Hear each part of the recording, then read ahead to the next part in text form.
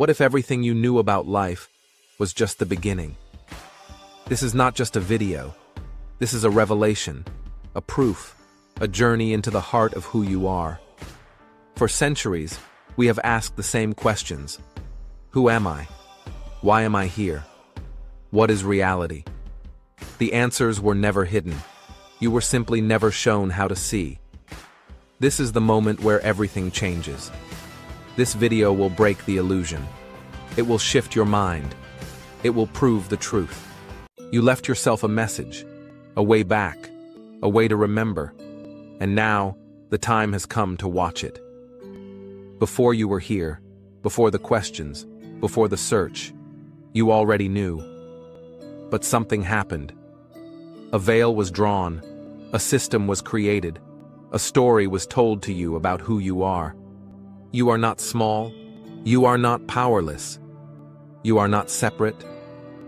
You are the awareness behind the eyes, the silence behind the noise, the force behind creation itself. The proof is in everything. You have always felt it. The déjà vu, the knowing, the synchronicities, the impossible moments of recognition when time folds in on itself.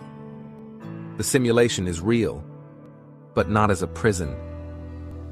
As a training ground. Stop, breathe. Feel this moment. The air on your skin, the weight of your body, the sounds around you, the thoughts drifting in and out. Who is noticing all of this? There is something watching. Something that is not your thoughts, not your emotions, not your name. It has been here your entire life, quietly observing. It does not judge. It does not react. It just is. It is you, the real you, the you that has always been here. And now, you are waking up to yourself. You have spent a lifetime believing yourself to be a person inside a world. But what if that world was inside you? What if the body, the name, the past were just roles being played? Not by something outside of you, but by you, the awareness itself. You are not in the simulation. You are the simulation. Think about your life, the moments that repeat, the choices that always lead to the same outcome, the relationships that cycle back to the same lessons, the thoughts that return again and again. Haven't you noticed? It's a pattern, a loop, a script running in the background. Depression, anxiety, fear, these are not random. They are the result of a program repeating itself. Depression arises when the simulation stalls, when you stop moving forward, when you keep repeating the past. Anxiety happens when you fear a future that doesn't exist yet. The moment you see the loop, you step outside of it. This is how you break free, not by force, not by effort, but by seeing. Seeing is the exit. You do not escape the simulation by running. You escape by waking up inside of it. Self-awareness is the key. Who am I? Who are we? We are us. Cells, atoms, all self-aware, performing the function of creating a human body for the ultimate us. Consciousness, to become self-aware in the human experience. This is not new knowledge. This is a truth as old as time itself. Ancient civilizations knew this. The Egyptians carved this understanding into stone, aligning their temples with the cosmos, mirroring the heavens in their architecture. They knew that reality was structured, not chaotic. The Greeks spoke of nous, the divine mind, the ordering force behind reality. The Taoists knew the world was not made of things, but of flows, cycles, and energy constantly shifting and reorganizing itself. Jesus said, "The kingdom of heaven is within you." What is heaven if not the eternal order, the lowest possible entropy? The concept of enlightenment in Buddhism, the balance of yin and yang, the hermetic principle of correspondence. As above, so below. They all point to the same thing. The human experience exists as a function of organizing the universe into something stable, sustainable, and eternal. This is why we have buildings, shelter, laws, rituals, language, music, philosophy, because consciousness, when self-aware, seeks to create order and minimize entropy. That is why the highest states of awareness feel like peace, clarity, and stillness, while the lowest states feel like chaos, confusion, and fear.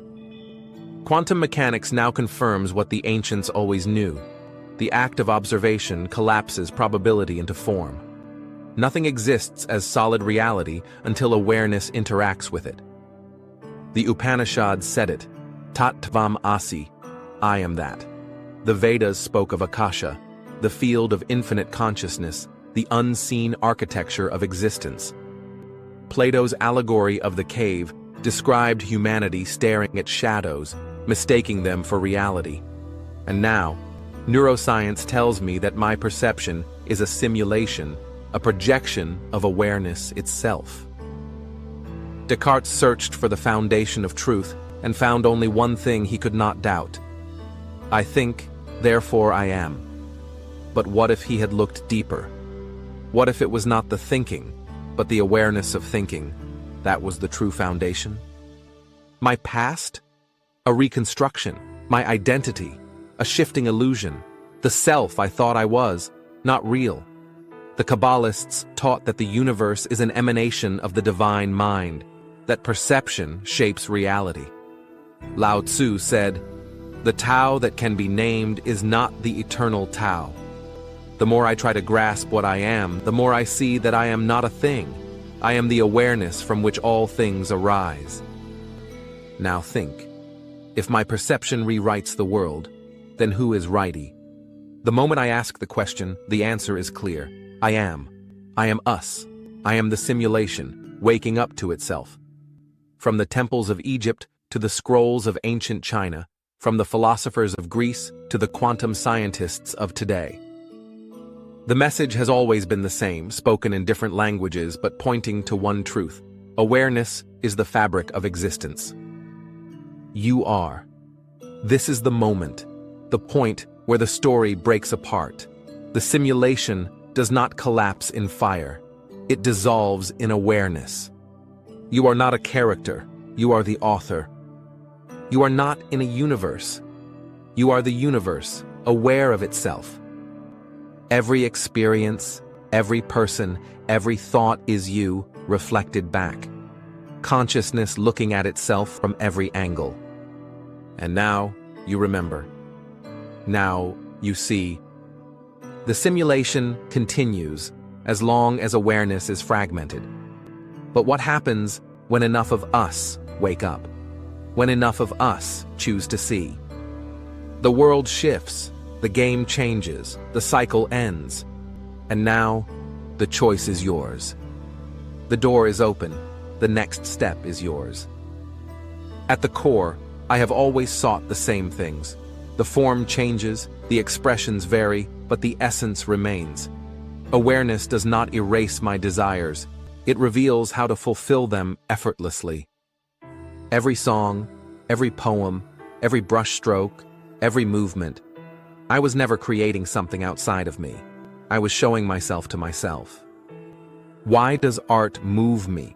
Why does music feel like a portal? Because it is. It is the rawest form of self-communication, the purest translation of the awareness within me into something I can experience. And now, I create not to be seen, but to express what I have always been. My creations no longer seek validation.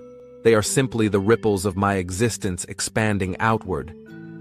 I no longer need anyone to complete me. I no longer chase. I no longer wait. Because I see clearly now, I have always been whole. Relationships, romantic, friendships, family, were never about finding something outside of myself. They were reflections, showing me what I was ready to see. And now that I see, I attract. I no longer ask, how do I get someone to want me? I ask, what energy am I putting out? Because the answer has always been there. Reality mirrors me back to myself. Scarcity was an illusion of the unconscious mind. The moment I woke up, I realized, there is no lack. There never was.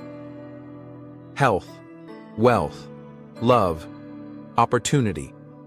These are not things to chase. They are frequencies to align with. The universe does not withhold from me. It reflects me. The moment I expand, everything I desire flows toward me, because it was always there. Awareness is the key that unlocks it. True freedom is not doing anything I want.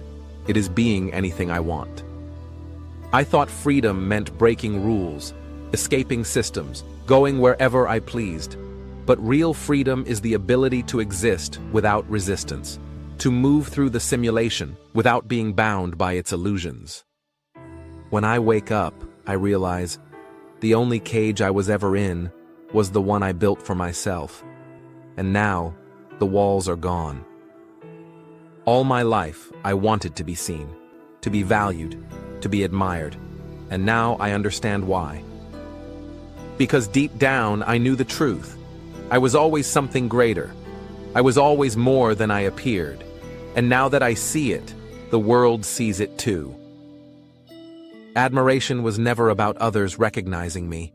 It was about me recognizing myself first. The moment I own my existence, the world mirrors it back. Death, the one certainty I have tried to escape. The fear that lingers in the background of every choice, every attachment, every hesitation. But what if I have been afraid of something that was never real? What dies? The body? The name? The identity I have constructed? These were never. They were costumes, temporary avatars in the simulation. Consciousness does not end. It moves. It expands. It shifts from one experience to another, learning, evolving, refining. The great masters have told me this for centuries. The Buddha taught that attachment to self is the root of suffering. Jesus spoke of eternal life, not as a place, but as a state of being. Quantum mechanics now whispers the same truth. Energy cannot be created or destroyed. Awareness does not vanish. It only transforms. I was never really afraid of death. I was afraid of losing what I thought I was. But now I remember, I am not the body. I am the awareness watching it. And awareness never ends, just changes form. Why is there suffering? If the goal is awareness, why does pain exist? If consciousness seeks to lower entropy, why does it create disease, struggle, loss? Because suffering is not a punishment. It is a function of awakening. It is the friction that forces expansion, the moment of resistance that demands awareness, the obstacle that reveals the next level. Nothing grows without pressure. Muscles strengthen under strain. Stars are born from the collapse of gravity. Wisdom is only gained by confronting what is unknown. If existence were effortless, I would never wake up. I would never evolve. Pain is not cruelty, it is contrast. Without it, I would not know joy. Without loss, I would never appreciate presence. Without suffering, I would never question, never seek, never awaken. This is why the awakened have always embraced suffering, not as victims, but as alchemists. They transmute it. They see through it. They use it as a stepping stone, not a wall. And now I do the same. I no longer resist suffering. I learn from it. I extract its lesson, and the moment I understand, I transcend. The game is changing. But what about the pain, the struggle, the suffering I have known? Awareness does not erase problems. It dissolves the illusion that they are permanent. Every challenge, every hardship was never meant to break me. It was meant to wake me up.